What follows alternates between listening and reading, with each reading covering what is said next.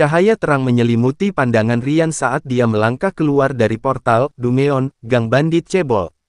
Udara segar Jakarta, walaupun sedikit berpolusi, terasa jauh lebih baik daripada bau apek di dalam Dungeon tadi. Ryan menarik napas panjang, mencoba menenangkan detak jantungnya yang masih berpacu. Di tangannya tergeletak belati bandit cebol, item drop yang baru saja dia dapatkan. Oke, sistem, mari kita coba fitur baru, gumam Ryan. Dia fokus pada notifikasi yang berkedip di sudut matanya. Aktivasi skill item box LV. 1. Kapasitas 0/5 slot terisi. Ryan mendekatkan belati itu ke area kosong di depannya. Seketika, belati itu tersedot masuk ke dalam riak ruang hampa yang tak terlihat. Item disimpan, belati bandit cebol. Kapasitas item box 1/5. praktis banget. Ryan tersenyum puas. Tanpa buang waktu, dia segera menuju tempat motornya. Baru saja Ryan melangkah keluar dari Dungeon Bandit Cebol, tanpa membuang waktu ia langsung memacu kendaraannya. Tujuannya jelas, pulang ke pangkuan keluarga di pesisir Jawa Barat. Rute yang ia pilih adalah jalur selatan yang legendaris. Melewati Depok, Puncak, Cianjur, hingga ke selatan Tanah Pasundan. Di benaknya, ia sadar perjalanan ini tak akan biasa. Setiap kota yang ia lewati seolah memiliki Dungeon tersembunyi, lahir dari cerita rakyat, mitos, dan urban legend setempat. Berbeda dengan anime isekai yang biasa ia tonton, kekuatan bayangan yang ia miliki ternyata sangat erat kaitannya dengan kearifan lokal Indonesia. Baru saja memasuki batas kota Depok, tepat di atas flyover, Ryan terpaksa mengerem mendadak. Pemandangan di depannya mengerikan.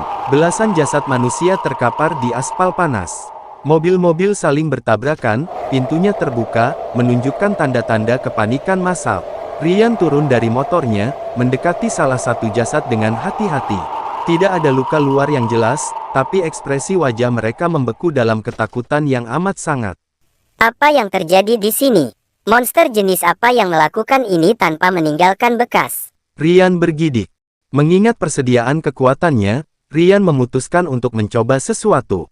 Dia melihat ke area bayangan di bawah flyover yang gelap. Ryan menatap salah satu jasad.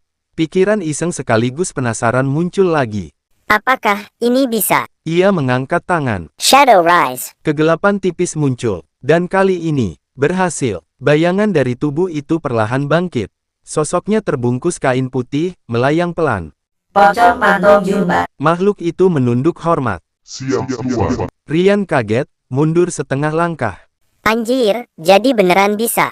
Ia menatap tangannya sendiri. Jadi, yang bisa gue bangkitin, makhluk-makhluk dari cerita lokal. Senyumnya perlahan muncul. Ini, beda dari isekai yang gue tonton. Satu misi berhasil. Pengikut baru didapatkan. Pocong pantom jumper level 1. Tipe Agility Surprise Attacker. Pocong itu tidak melompat seperti di film komedi. Dia bergerak dengan glide, meluncur cepat, atau melakukan lompatan vertikal yang sangat tinggi, pantom jump, untuk berpindah tempat dalam sekejap. Ryan mulai memahami polanya. Di isekai biasa, pengikutnya mungkin goblin atau slime. Tapi di sini, kekuatanku membangkitkan urban legend lokal. Menarik.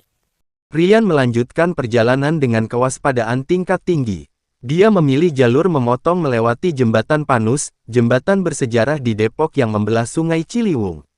Dia ingat sedikit sejarahnya, nama Panus berasal dari Stefanus Leander, opa Belanda yang membantu membangun jembatan itu di masa kolonial yang dibangun tahun 1917 oleh arsitek Belanda Andre Lawrence, adalah ikon sejarah Depok yang menghubungkan Bogor Batavia sepanjang 100 meter.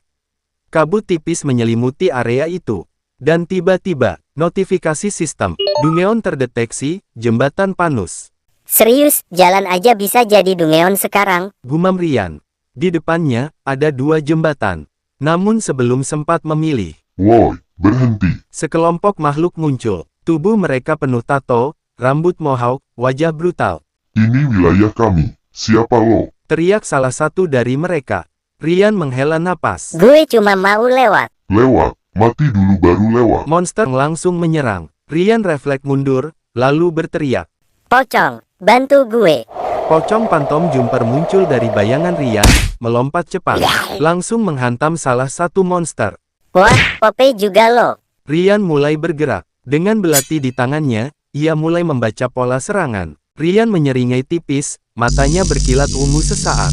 Tuyul Shadow Thief. Dari balik bayangan kaki Rian, muncul sosok kecil yang hampir tak terlihat, bergerak seperti riak air di kegelapan. Para monster yang mengepung hanya melihat sekelebatan hitam. Dalam hitungan detik, mereka menyadari sabuk peluru, parang, dan rantai berduri mereka telah raib. Hah, senjataku. Seru salah satu monster panik. Terlalu lambat. Desis Rian. Ia melesat maju, belati di tangannya berputar dengan presisi mematikan. Slash, slash. Di sisi lain, pocong Phantom Jumper melompat dari pilar ke pilar jembatan, cambuk elektriknya menyambar udara dengan bunyi krek yang memekakan telinga, menyetrum musuh hingga hangus. Bersihkan mereka. Perintah Rian. Tendangan mautnya mendarat telak di dada monster terakhir, membuatnya meledak menjadi kabut hitam yang pekat. Namun, kabut itu tidak menghilang. Ia berkumpul, memadat di tengah jembatan hingga suhu udara turun drastis. Dari kegelapan muncul sosok pria tua berwibawa dengan pakaian kolonial lusuh namun rapi, Opapanus. Di sampingnya, seekor anjing monster sebesar harimau, dengan mata merah membara dan taring yang dialiri sihir hitam, menggeram rendah. Anak muda, Suara Opapanus menggema, berat dan penuh tekanan magis. kau punya bakat, tapi apakah kau punya rasa hormat? Banyak yang datang hanya untuk merusak tempat ini. Rian mengatur napasnya, luka gores di lengannya mulai terasa perih.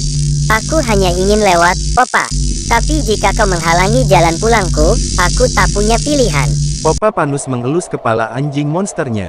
Hellhound, tunjukkan padanya betapa beratnya menjaga sejarah. Anjing melesat bagai peluru. Rian segera berteriak. Pocong, tahan anjing itu. Tuyul, cari celah di belakang Opa. Pertarungan sengit pecah. Hellhound sangat kuat, setiap cakarnya menghantam beton jembatan, retakan besar muncul. Rian terdesak, beberapa kali ia terlempar hingga punggungnya menghantam pagar jembatan. Kaf. Rian memuntahkan sedikit darah. Rian bangkit berdiri, menyeka darah di bibirnya. Ia melihat celah saat anjing sedang bergulat dengan cambuk pocong. Rian tidak menyerang Hellhound, melainkan meluncur di bawah perut anjing itu dan melempar belatinya langsung ke arah Opapanus, bukan untuk membunuh, tapi untuk memicu efek stun. Saat Opapanus menangkis belati itu, Tuyul Shadow Thief sudah berada di belakangnya, mengikat kaki sang legenda dengan sisa rantai sitaan. Hellhound yang merasakan tuannya terancam, kehilangan fokus. Di saat itulah, Rian melompat tinggi dan mendaratkan serangan kombinasi sihir ungu tepat di dahi Hellhound. Boom! Cahaya ungu meledak. Hellhound perlahan menyusut dan menghilang kembali ke bayangan Opapanus. Opapanus jatuh terduduk, napasnya tersengal. Keadaan kembali sunyi, menyisakan suara aliran sungai di bawah jembatan Panus yang dingin. Rian mendekat dengan tubuh gemetar karena luka, tapi tetap tegak. Ia tidak menyerang lagi. Opapanus terkekeh pelan, lalu berdiri dengan sisa kekuatannya. Kau berani, dan kau pintar. Kau tidak mencoba menghancurkan jembatan ini hanya untuk menang. Sosok Opapanus mulai bercahaya, tanda Dungeon Clear. Sebelum benar-benar menghilang, ia mengulurkan tangan. Opapanus memberikan pistolnya, Panus Void Requiem, item langka yang cuma ada satu, bisa didapatkan setelah menaklukkan Opapanus di Dungeon. Jaga tempat ini, Rian. Bisik Opapanus, suaranya kini terdengar tulus. Jembatan ini bukan sekadar beton. Ini adalah saksi bisu sejarah Depok yang dibangun dengan keringat dan air mata. Jika kau tak menjaganya, siapa lagi? Rian menunduk hormat saat sosok itu lenyap sepenuhnya. Aku mengerti, Opa. Sejarah tidak akan roboh selama aku masih berdiri. Notifikasi sistem muncul di hadapannya. Dungeon Clear, jembatan Panus berhasil ditebus. Reputasi kota Depok meningkat. Dan yang tidak terduga muncul notifikasi beruntun. Player level up, status PLAYR. Nama, Rian, ras, manusia, summoner. Level 15, status meningkat. Ajaib, luka di tubuh Rian sembuh seketika, dan ada beberapa item drop yang muncul. Lalu Rian mengambil dan menyimpannya di item drop yang sudah naik level. Kemudian muncul notifikasi, keluar dari Dungeon Jembatan Panus. Tanpa ragu, Rian langsung keluar. Keajaiban muncul, jalan sekitar jembatan yang rusak akibat pertarungan tadi, seketika menjadi rapi kembali. Rian kembali ke motornya, menyalakan mesin di tengah kabut yang perlahan menipis, membawa pesan sejarah yang kini terukir di jiwanya.